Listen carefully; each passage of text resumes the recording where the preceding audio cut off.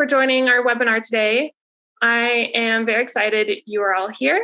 My name is Justine Chappell, and I am the Communications and Support Coordinator for CaFÉ. And I'm so excited to be introducing our inaugural Chatting with CaFÉ webinar series. In addition to continuing webinars that show demonstrations of how to use CaFÉ, tips and tricks, all that stuff, we'll now be mixing in webinars every month that will give you the chance to hear from a panel of your fellow CaFÉ administrators and hear about their experience planning events, running their art programs, hosting calls for entries, and I'm very excited to be kicking that off today. So while many of you work for a variety of organizations and may have different kinds of programs or events you run, we are all connected in the arts community, and as a program of WESTAF, Western States Arts Federation, we at CaFÉ would like to help in the sharing of knowledge and lifting up each other's efforts within the creative industry and economy. For this first moderated discussion, we'll hear from 3 different administrators about their experiences running art calls and both the challenges and successes of planning these exhibitions, public art installations, and other art competitions. We'll do more detailed introductions in just a moment, but I would like to welcome our 3 panelists today. We have Lincoln Draper, co-owner of Remark Print Workshop and Gallery in Albuquerque, New Mexico. Irma Murphy, executive director of the OHANA Center for the Arts based in Mill Valley, California.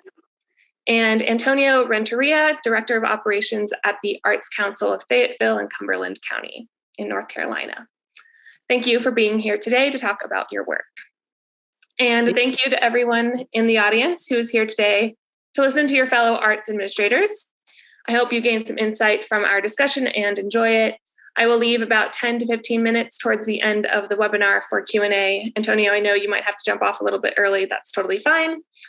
In order to make the Q&A go smoothly, I ask that you enter any questions you have in the chat feature. And feel free to note whether your question is directed to a specific person or the group as a whole, and I'll read the questions aloud. Let's jump in and allow our panelists to introduce themselves. I'll pose the same question to each of you one at a time, starting with you, Lincoln, if you don't mind.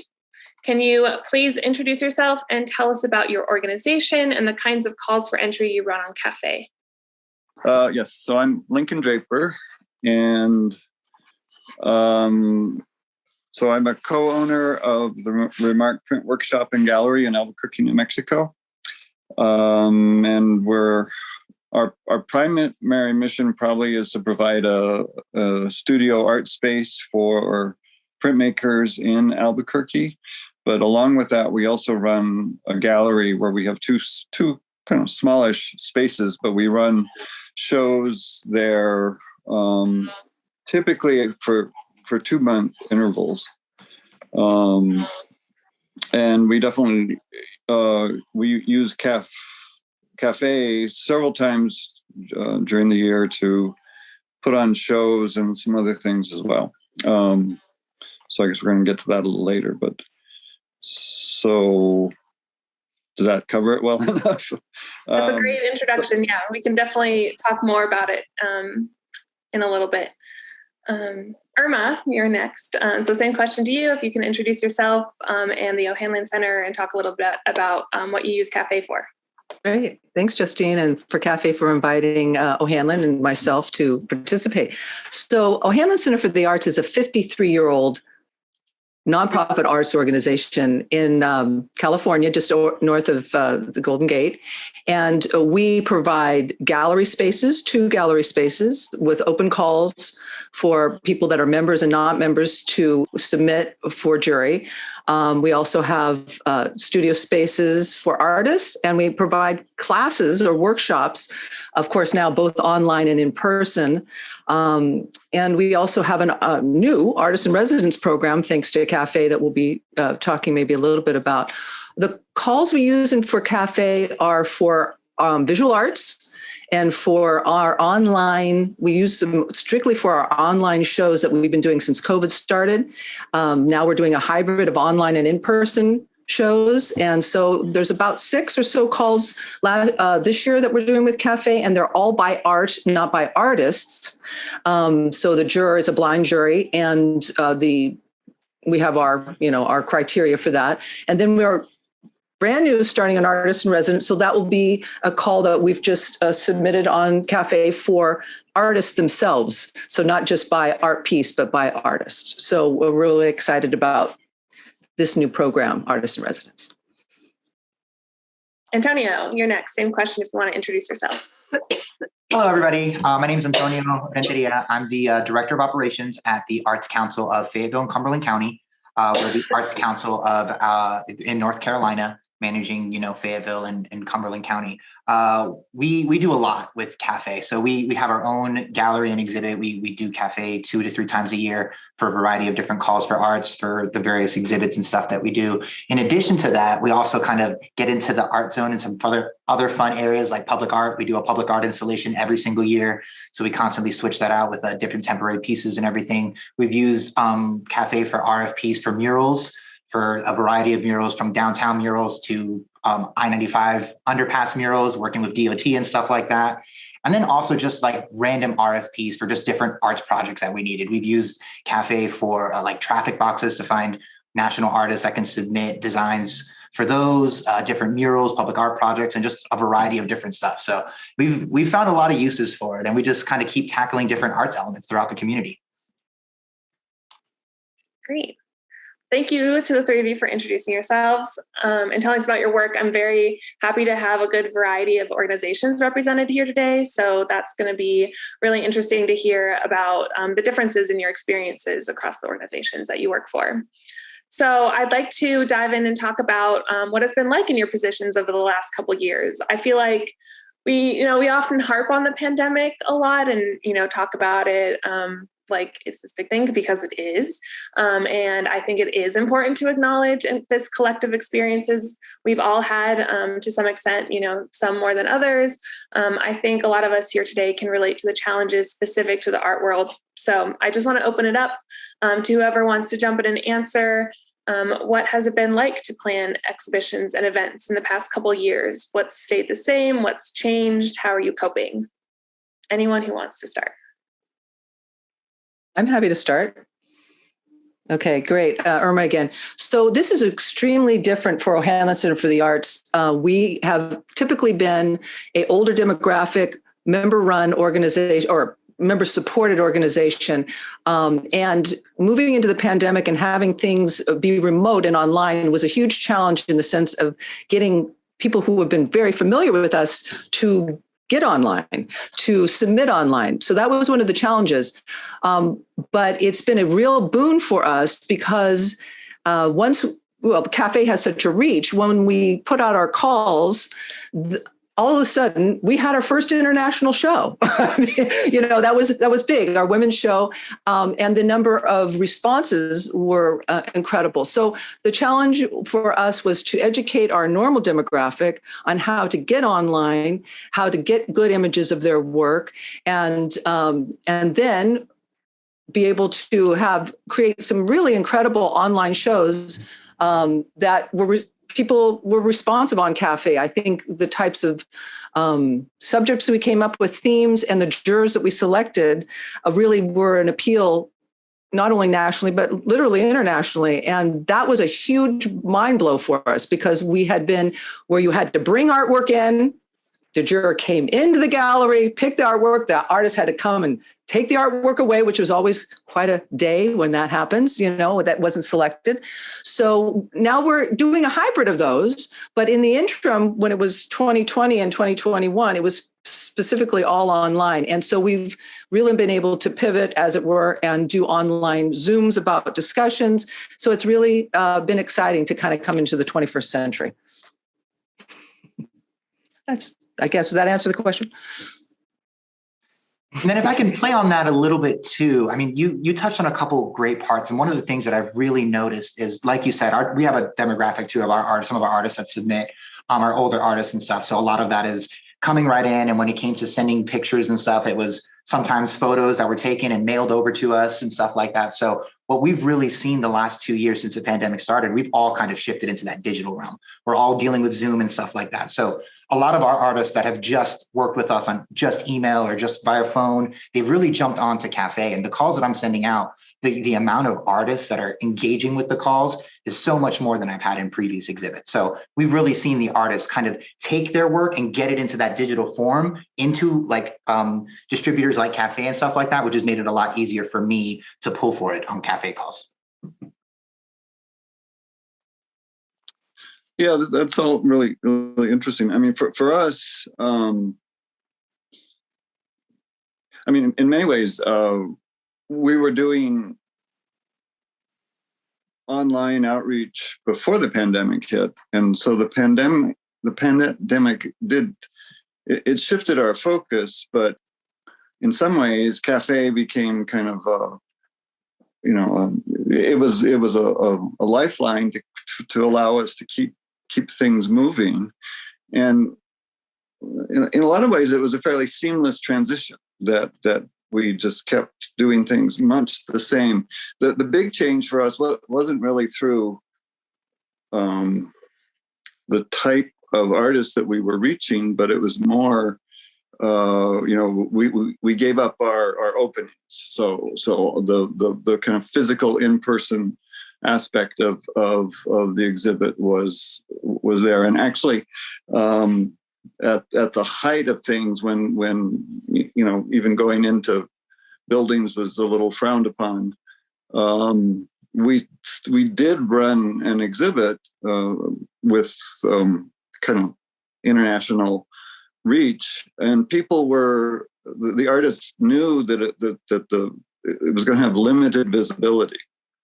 And they seemed quite happy with that, and that was very encouraging to us too. And it's like we definitely felt that there was a hunger, particularly at that moment, I think, for people to have venues through which they could show their work, and it was gratifying to be able to do that. And CaFÉ definitely kind of enabled that for us in a couple of cases. Yeah, so.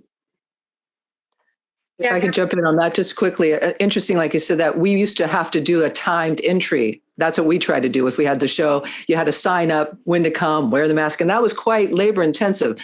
Fortunately, we're not having to do that anymore. But I want to ask you guys, so you do all your shows in person. There are actually in the gallery, none of them are shows online then, both of you guys.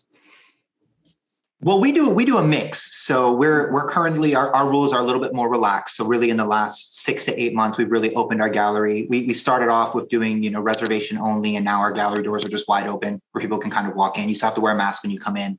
But we did also, the beginning of the pandemic, the first year almost of the pandemic, we were not open to the public. So we did have to shift to virtual exhibits, had to figure out how to shoot 360 videos and stuff like that to give a good 360 angle of what the gallery looked like. And is that beneficial and stuff like that with it? So we definitely saw that shift, but we're moving into that. But we've still managed to hold on to, we didn't do hardly virtual exhibits or really highlight some of our stuff on our websites. And through 2020 and on, we realized, even though we're doing in person, we still need to keep some of that virtual element because it's helped us with our numbers. When we approach sponsors, we have hardcore numbers. We can give them, hey, look at the people that came through to our website or this or that, which kind of always helps.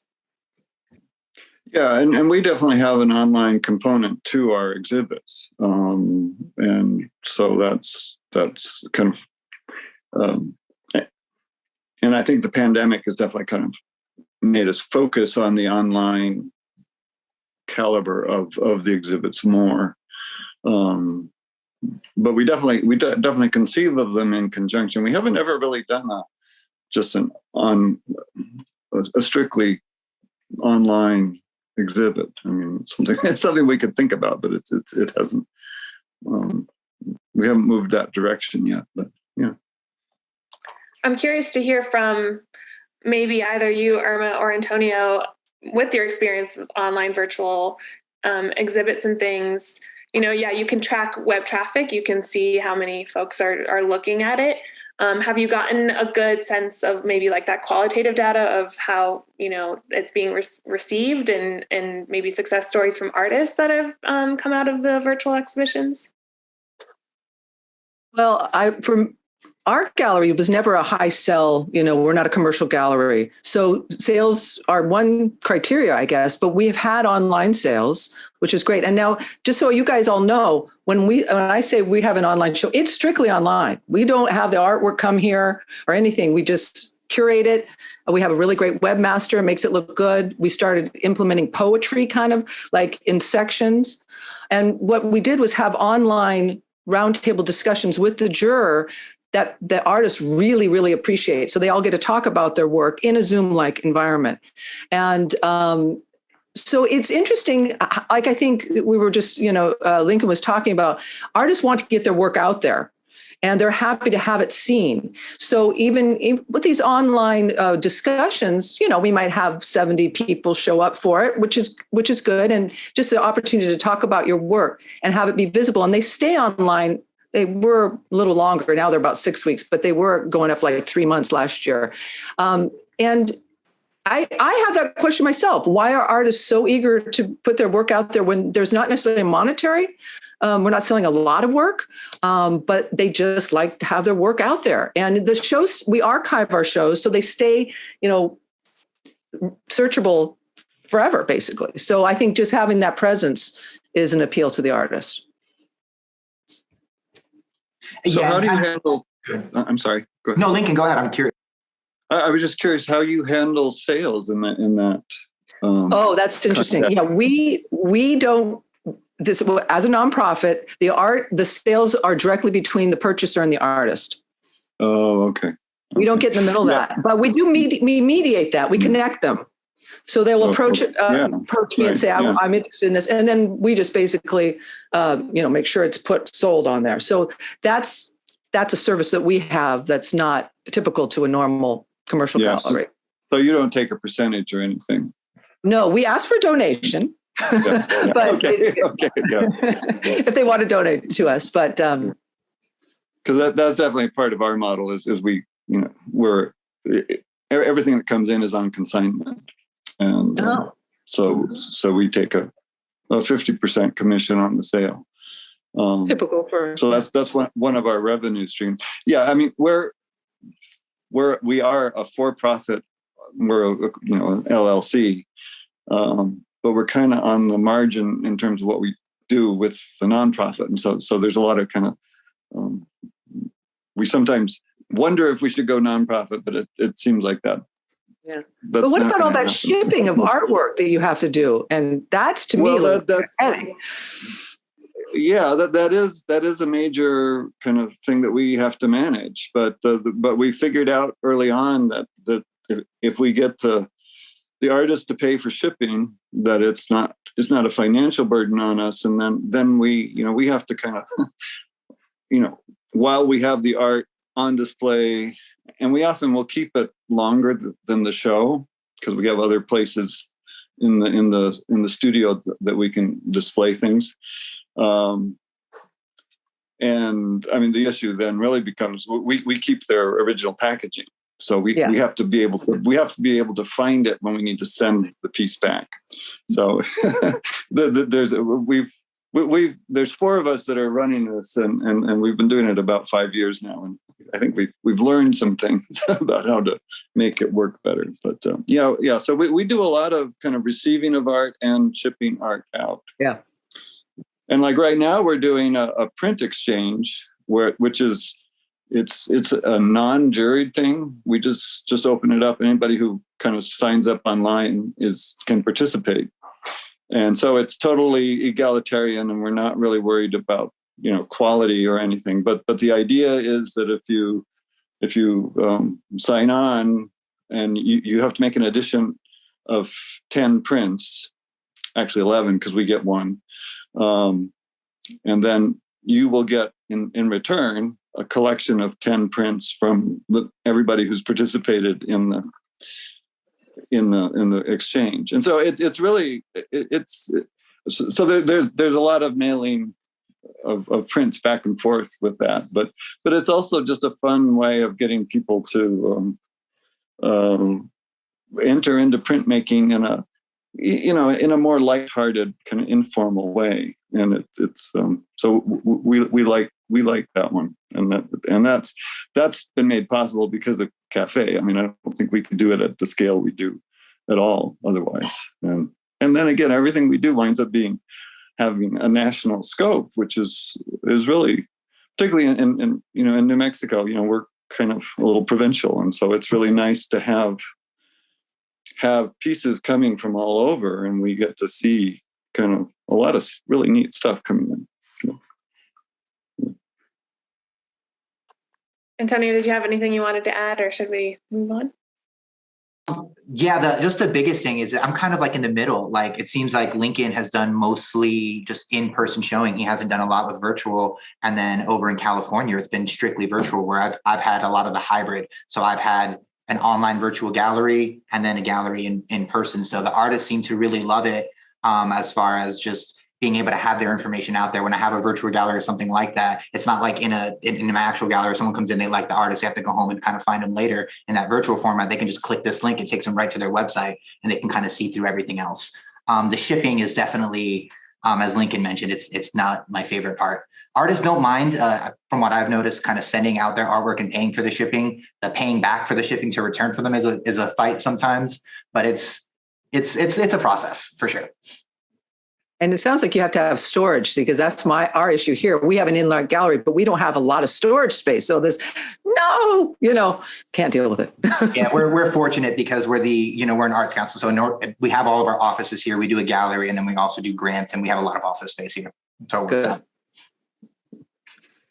Great. Well, I'd love to move on to kind of our next question we have here. And just a reminder to anyone watching, if you have a question, you can put in the chat. I do have one sent to me that I will get to in our Q&A. So just wanted to acknowledge that I have received it. And so I want to go on to, maybe not like the greatest kind of topic, but let's talk about challenges. Let's talk about, some things that you face in your positions, in your organizations, that, maybe I'll kind of merge it with like our other questions. So like, what's a challenge and what's helped you face that and how have you overcome it? And anyone that wants to talk about maybe a challenge they've had in the past couple of years or so. Well, I think the biggest challenge for us really was that we were used to having physical openings, and so with the pandemic. Oh, well, the other thing that we do, we also run classes. And so both the openings and the classes were severely curtailed. I mean, we had to cancel like a whole schedule of classes, including one which was a week-long printmaking experience run by a guy who does this all over the world, basically. So it's a big deal. It's a really good class, but. So that was hard, and and actually we had a very understanding landlord too, who let us. He halved our rent for several months so that we were able to, in the face of very very little revenue coming in, we were able to keep going. And fortunately, we had some cash reserves for that, so we weathered that pretty well. But I think the biggest issue really was kind of dealing with not being able to have people coming into our space in an easy way, and we're just really coming out of that. And so we did some virtual openings, and I think they were really good. I mean, they actually opened up a different quality of communication between the artist and people who are watching, and so that was a good experience for us. But I'd say that's probably our biggest challenge. I think I already spoke to the challenge of just educating our demographic. That was the biggest challenge, and the isolation feeling. Like I think Lincoln was just mentioning, of people wanting so badly to connect and to come together, and trying as an organization to make sure people felt included, even though they couldn't be together. So we are coming out of that, and people are so happy to be together. We just had a book signing here last night in the gallery, and it was fabulous. But they wore their masks inside, but it was packed, and it was a little bit nerve wracking, But we put the wine outside, and we gave it a go. So knock wood, everybody's safe, but it's still a little nerve wracking to see how to transition back to being together.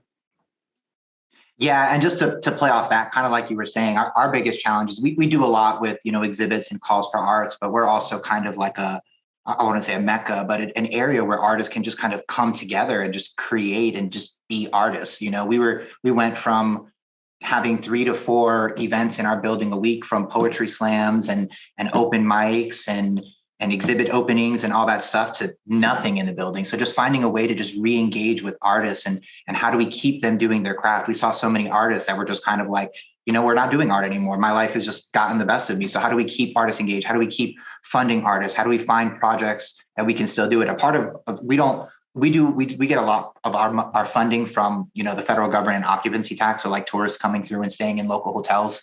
So a lot of our funding is secured. So for us, it wasn't about necessarily, keeping the lights on, but it was how do we get money into the pockets of artists? So when we created shows virtually and stuff like that, it wasn't necessarily to keep our name out there, although that was part of it. It was let's do shows so artists can still have artwork hanging in galleries. Let's do a virtual concert series so musicians can still perform and get a paycheck to do it. So that was one of our biggest challenges, was just engaging with artists. And we found, that being technical, doing those virtual concerts, those virtual openings, and CaFÉ being able to distribute those for us helped us engage with artists and stay engaged. And now that we're kind of coming out of it, we've developed some really great relationships with people that were like, hey, when I was in this and I couldn't have anything to do, you guys were there and you helped me out. So what can we do to move it to the next level? So that's really exciting too, to come out from that.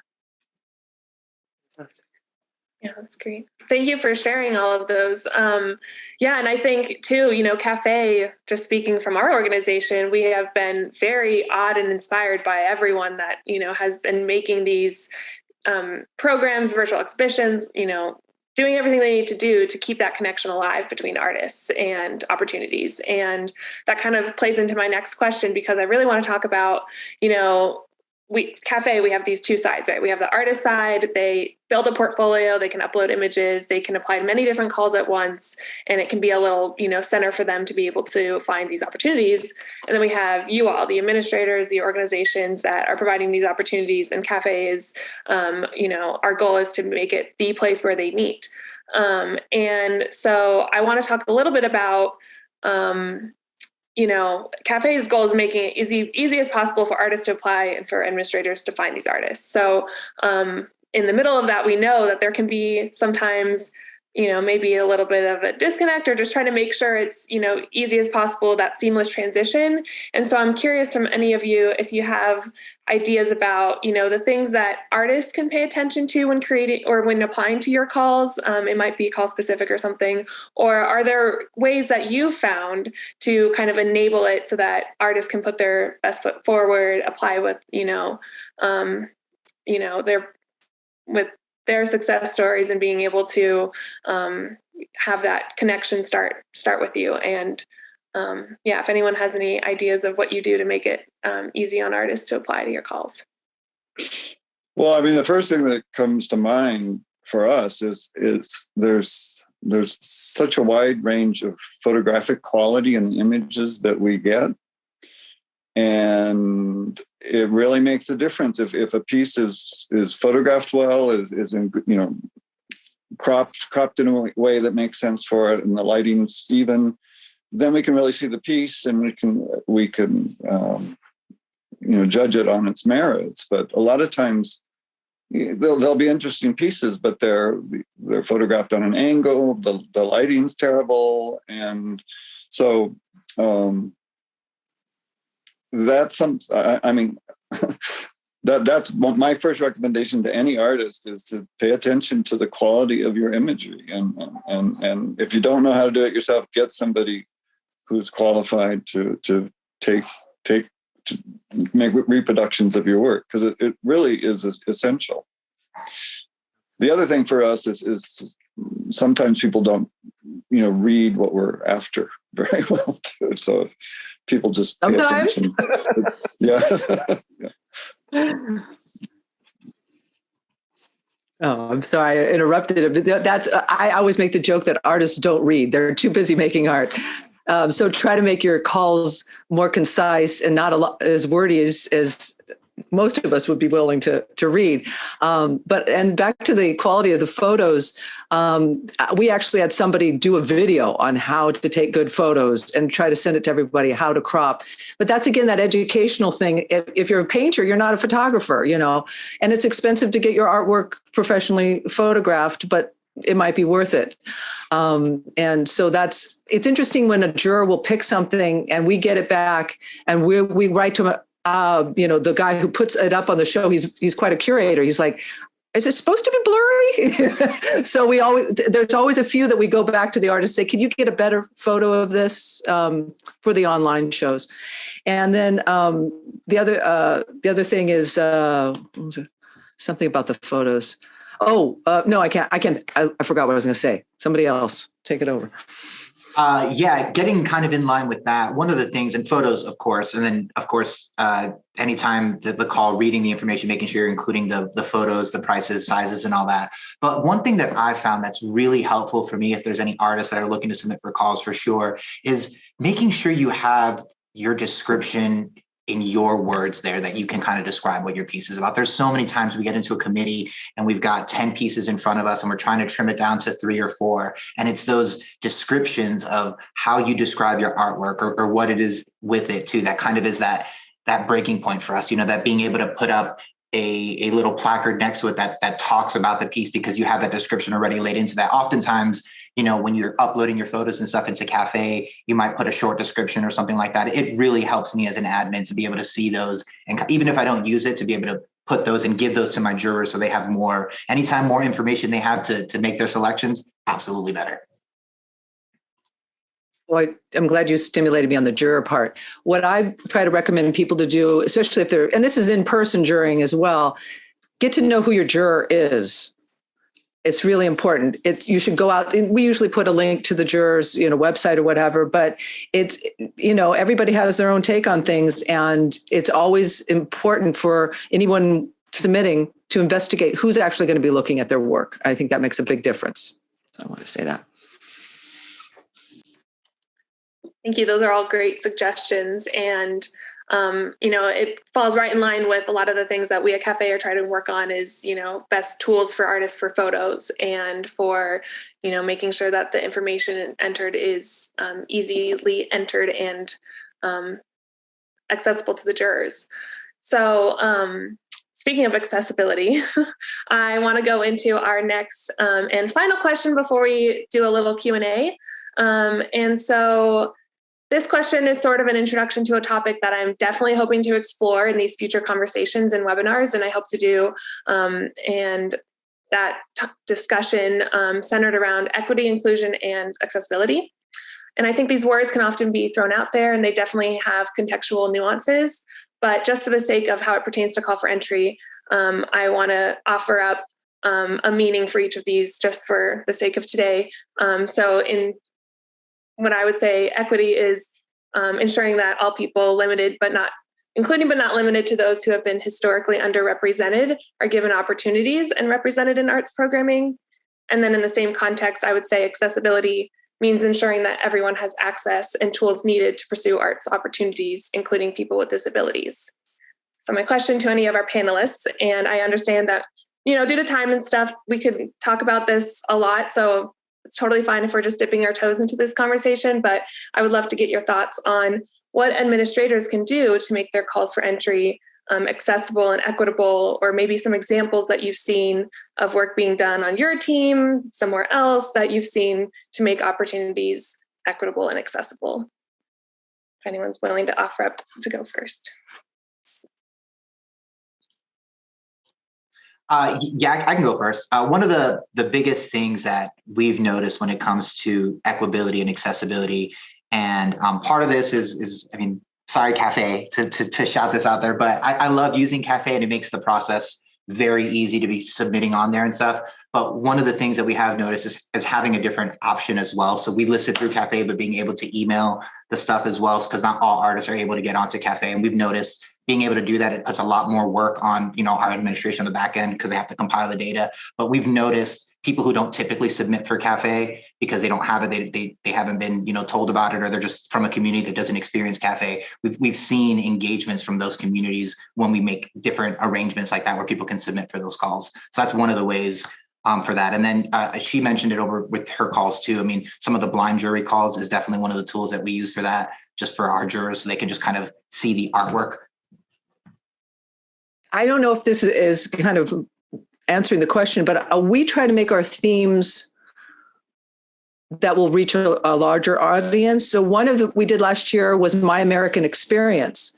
And we got a juror from the DeYoung Museum in American Art, who's assistant, curator there.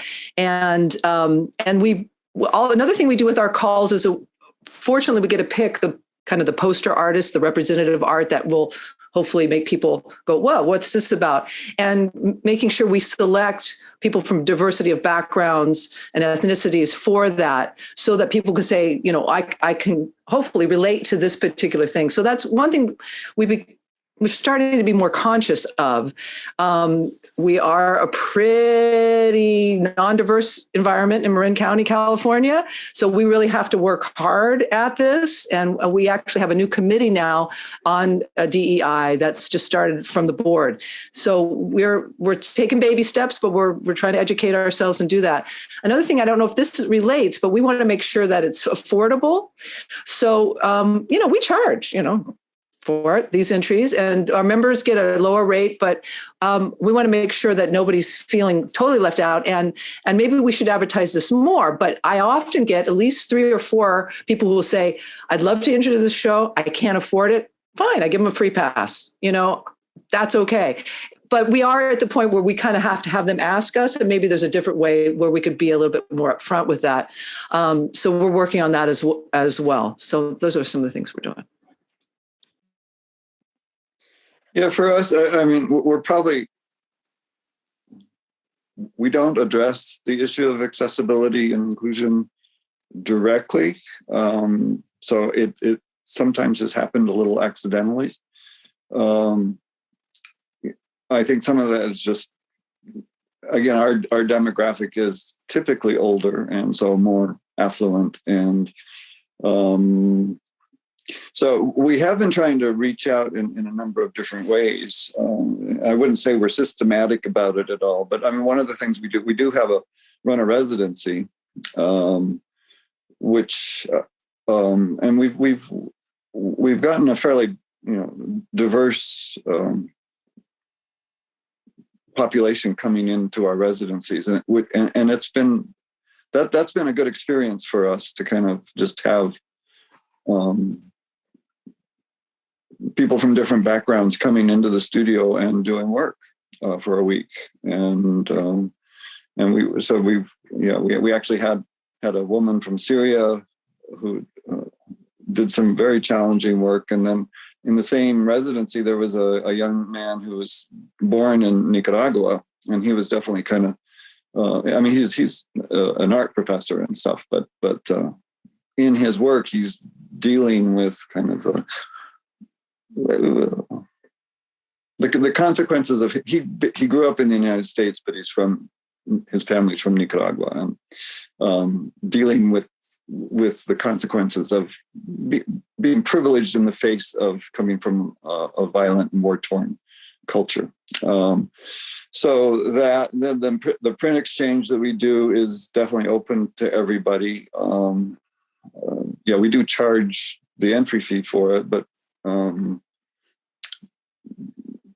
I don't know. I'm not apologetic about that too much, because we count on that really for a lot of our income. But so I don't know if that really answers it. And then the other thing, one of our partners is she's an art teacher at a high school in the southern part of south of Albuquerque. That's definitely in the Hispanic immigrant part of the city, and she's a very strong character, and she speaks Spanish fluently, and And she's organized a couple of times a high school art show that we do kind of as a pop-up at the end of one of our shows. And we're going to do another one in a month, I believe. So we're trying to reach out that way. And yeah, I mean, our membership tends to be, there's a monthly fee that we charge, and so that definitely is restrictive. But we're starting a conversation about kind of trying to make things more open to different communities, and so we've done some, but yeah. Well, thank you for sharing, everyone. I do really appreciate hearing some of those experiences. Antonio, you accepting applications elsewhere, that doesn't hurt us to hear that, because we know that it's, an accessibility thing with CaFÉ. We're always trying to improve the online system, but it'll always be online. And we've talked to some organizations, we've seen examples out there where, in addition to accepting applications via email, it's actually papers that they will distribute to the community and find folks that aren't even online to begin with or don't have access to the internet, and, having them submit a proposal on a piece of paper that they gave them, And so I think there's a lot of ideas out there, and we are definitely not, want to dismiss any of those, because any form of connecting arts organizations with artists of all backgrounds is definitely important. And Irma as well, entry fees is a big thing. And I think offering free or discounted entry fees to artists is definitely important to do. And we appreciate that. And I know artists appreciate that when that comes up. So well, thank you, everyone, for engaging in this discussion and answering my questions. I want to open it up to questions to the audience. So just to direct your attention to the chat, I'll put that in there. And I do have one to start off with. So we have a question to any of them, maybe Irma or Antonio, since you have the virtual exhibition experience. The question is, curious to know how groups handle issues of image copyright with online exhibitions. It's copyright. In other words, are you concerned that someone might pull that image off? Because the artists, we do have on our application, it does say that you're giving us rights to use your image. If that's, so I don't, that's all I know is that they're giving us permission to use their image online. I'm not a lawyer. I don't know about the copyright images. That's a very good question. But no one's seemed to have an issue so far with that.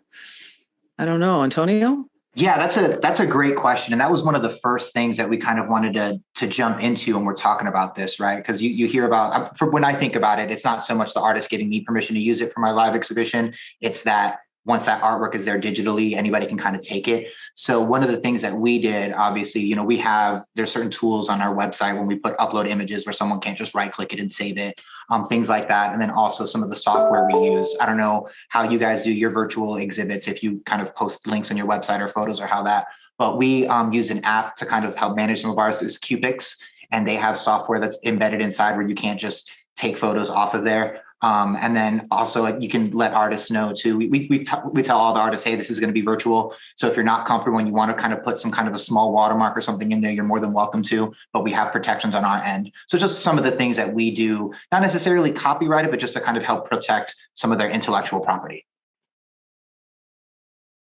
That's really great to hear. That's some great. I learned from that. Thank you, Antonio. I don't see any other questions so far. Maybe some folks are typing it out. Does any, and panelists, if you have questions for each other, can definitely keep this open.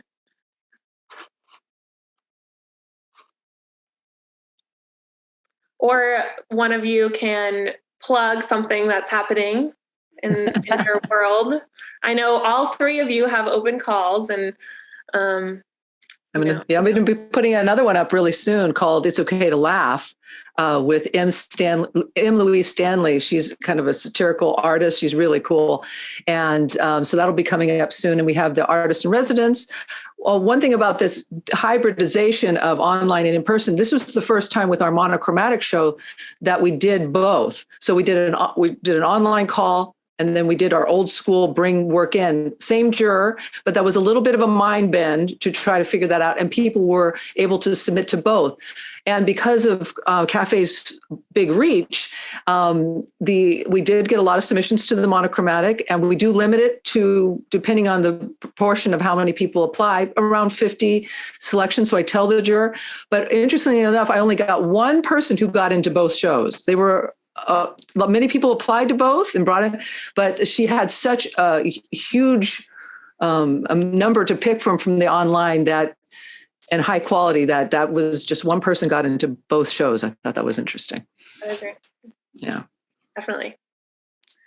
Justine, I have just a quick question. I am looking to publish a call here for another Latino show in September, October. And I've been tossing around, we're talking about accessibility, and I've been tossing around the idea of, putting the call in Spanish as well. Does CaFÉ offer any tools if I submit a call to you guys in Spanish where I can kind of upload that? Do the users kind of select their language and they can just kind of do like that? What is a good process for something like that?